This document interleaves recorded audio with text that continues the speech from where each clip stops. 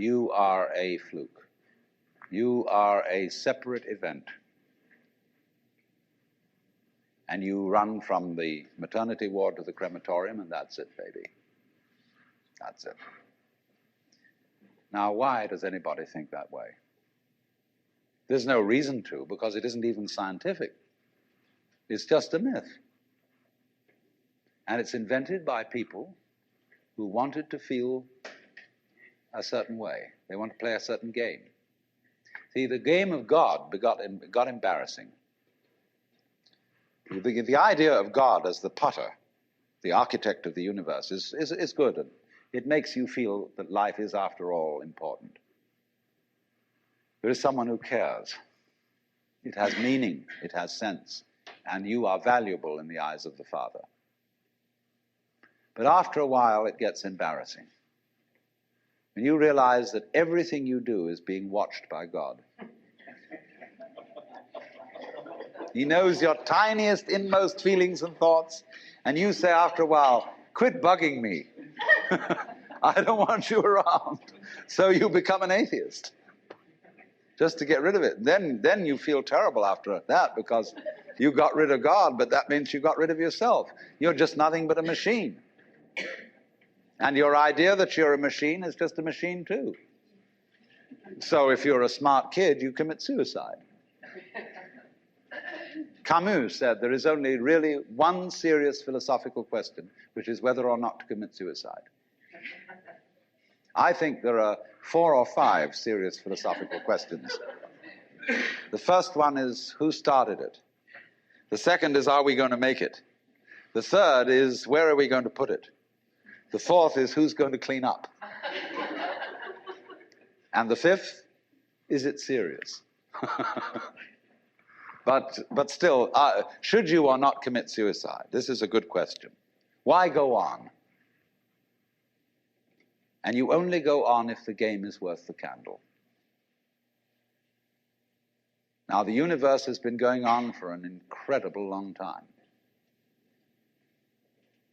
And so, really, a satisfactory theory of the universe has to be one that's worth betting on. That's it seems to me, absolutely elementary common sense. If you make a theory of the universe which isn't worth betting on, why bother? Just commit suicide. But if you want to go on playing the game, you've got to have an optimal theory for playing the game. Otherwise, there's no point in it. But the people who coined the fully automatic theory of the universe were playing a very funny game. What they wanted to say was this: all you people who believe in religion are old ladies and wishful thinkers. You've got a big daddy up there and you want a comfort and thing, but life is rough. Life is tough. And success goes to the most hard-headed people. That was a very convenient theory when the European-American world was colonizing the natives everywhere else.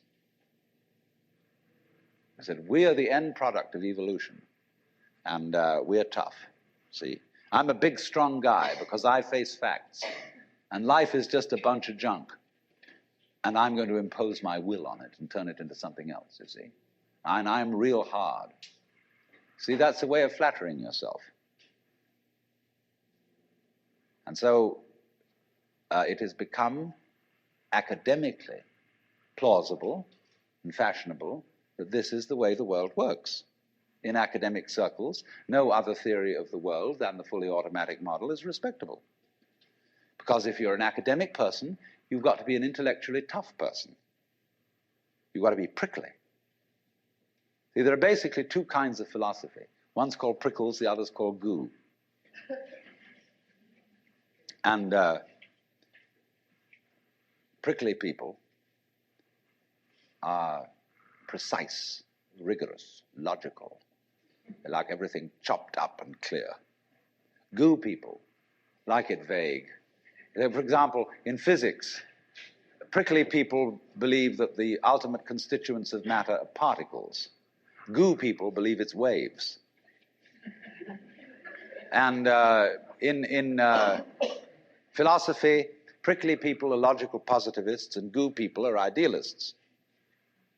And they're always arguing with each other. But what they don't realize is that neither one can take his position without the other person. Because you wouldn't know you advocated prickles unless there was somebody else advocating goo. You wouldn't know what a prickle was unless you knew what goo was. Because life is not either prickles or goo, it's gooey prickles and prickly goo. They go together like back and front, male and female. And that's the answer to philosophy. See, I'm a philosopher, and I'm not going to argue very much, because if you don't argue with me, I don't know what I think. So if we argue, I say thank you, because owing to the courtesy of your taking a different point of view, I understand what I mean, so I can't get rid of you. But however, you see, this whole idea that the universe is just nothing at all but unintelligent force playing around and not even enjoying it is a put-down theory of the world. People who had an advantage to make, a game to play, by putting it down and making out that because they put the world down, they were a superior kind of people. So that just won't do. We've had it. Because if you seriously go along with this idea of the world, you're what is technically called alienated.